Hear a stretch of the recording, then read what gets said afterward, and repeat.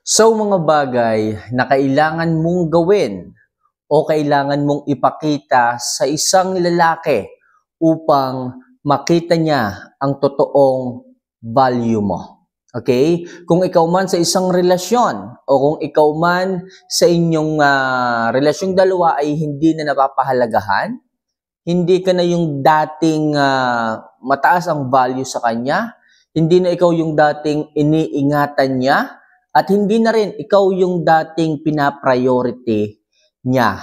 Okay? So sa video ito mga kamamay, bibigyan natin ng halaga ang isang ikaw, ang kagaya mo, upang muli na makita ng isang lalaki ang halaga mo sa isang relasyon. So mga kamamay, if ever na gusto nyo yung ganito klase ng love advice, huwag nyo sanang kalimutan na pindutin ang subscribe button at i-like mo rin ang video ito kasi makakatulong yan upang makapag-upload ako ng mas marami pang love advice na kagaya nito. At syempre, marami pa tayong matulungan na kagaya mo. Kaya rin pang hinihintay mo kamamay, mag-subscribe ka na at mag-like ka na sa video ito. So ano pang hinihintay natin mga kamamay, simulan na natin ang ating topic ngayong gabing ito. So ano nga ba yung mga bagay na kailangan mong gawin upang muling makita ng isang lalaki ang halaga mo? So number 1, iparamdam mo sa kanya na suko ka na at ayaw mo na.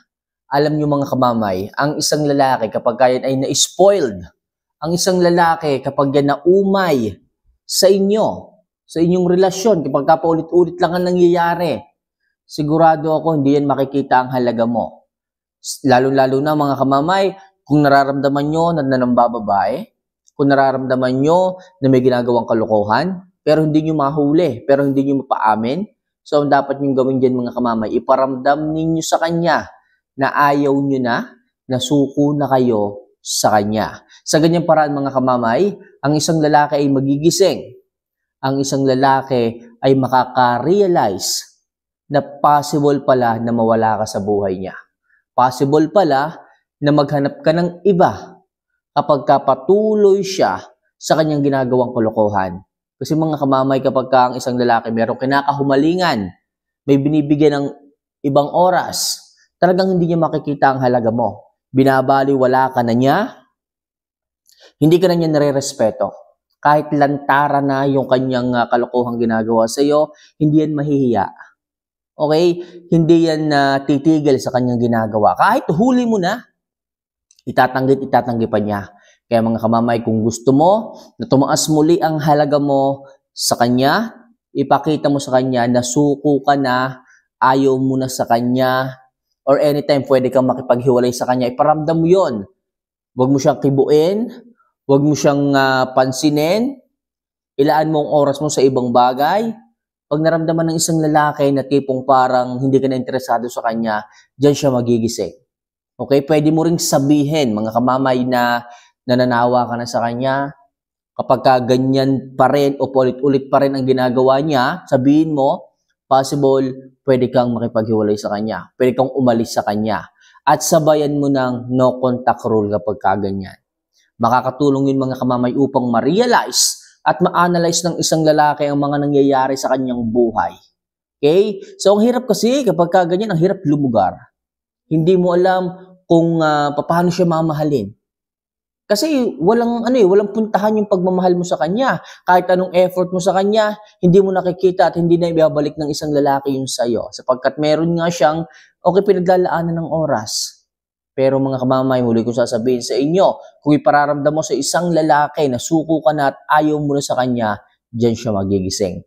Diyan niya muling makikita ang halaga mo. At kapag nag-no contact rule ka sa kanya, nagpahinga ka na mahalin siya, sigurado ako, mararamdaman ng isang lalaki ang kakulangan sa kanyang buhay kapag nawala ka sa kanya. Okay?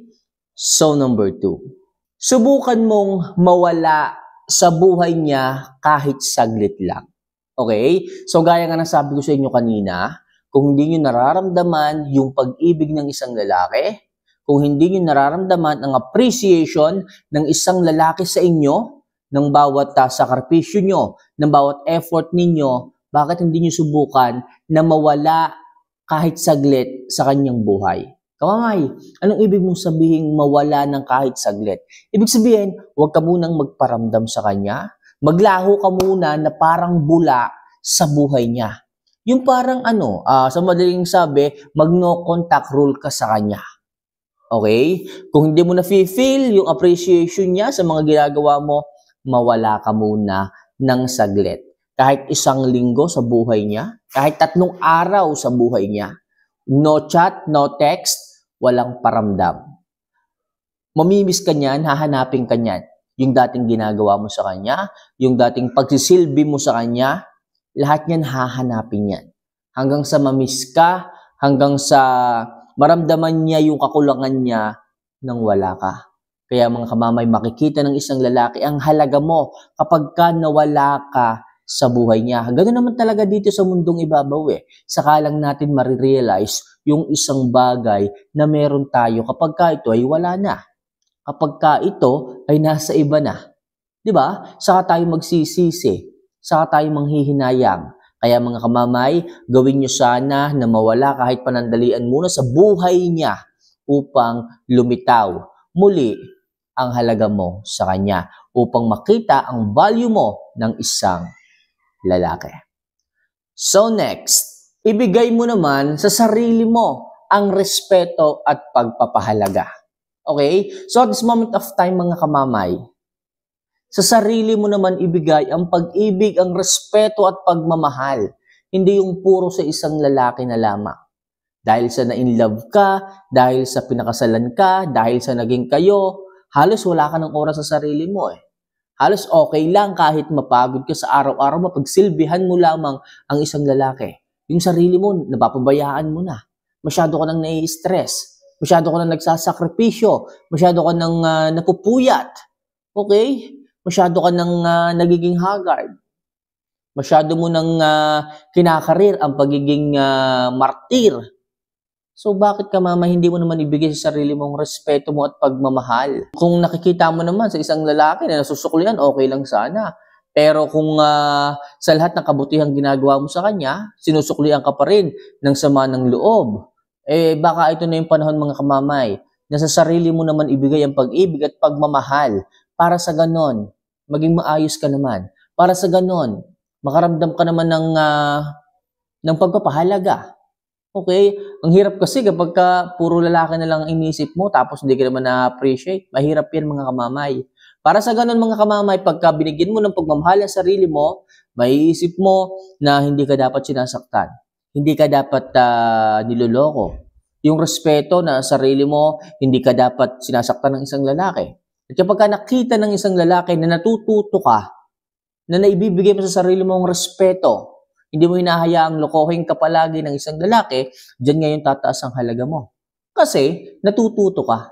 Okay? At ang isang lalaki, mas nagugustuhan niya ang isang babae na may respeto sa kanyang sarili. Na may pagmamahal sa kanyang sarili. Hindi yung dahil sa umibig siya, nawawala na yung kanyang pagmamahal sa kanyang sarili. Kaya ngayon palang mga kamamay, ang respeto, ang pagmamahal, sa sarili mo naman ibigay. Okay? So next. Muling mag-ayos at mag-chill din paminsan-minsan. Okay? Hindi puro iyak dahil sa hindi umuwi ang mister mo. Hindi puro mukmok, hindi puro dabog dahil sa merong ibang inuwian ang boyfriend mo. Kailangan mga kamamay, kung ganyan, hindi ka na nirespeto ng isang lalaki, bakit hindi ka muna mag-ayos, mag-chill din paminsan-minsan? Pag nakita ng isang lalaki na kaya mo palang maging masaya sa labas ng inyong relasyon, diyan niya makikita ang halaga mo. Diyan niya makikita na dapat ka palang pahalagahan kasi may mga tao pala na handa kang sambutin. At may mga tao pala na handa kang pasayahin. Iisipin niya at marirealize na hindi lang pala sa iyo o sa kanya umiikot ang mundo mo. Diyan niya makikita ngayon na possible may makakuha sa iyong iba. Possible kapag hindi ka niya iningatan, merong mag-abang sa iyo na bigla kang pasayahin. At hindi magagawa ng isang lalaki na hayaan yon. Okay? Nahayaan ka na mapapunta sa iba. Manghihinayang yon. Maraming mga benefits ang maaaring mawala sa kanya. Kaya mga kabamay, kung mag-chill kayo, paminsan-minsan lalabas kayo at magpapaganda, makikita ng isang lalaki ang halaga mo. Kasi, gumaganda ka muli. Kasi nagiging blooming ka ulit.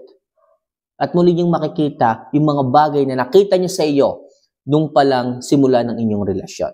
Kaya mag-ayos, mag-chill paminsan-minsan, lumabas, maging masaya.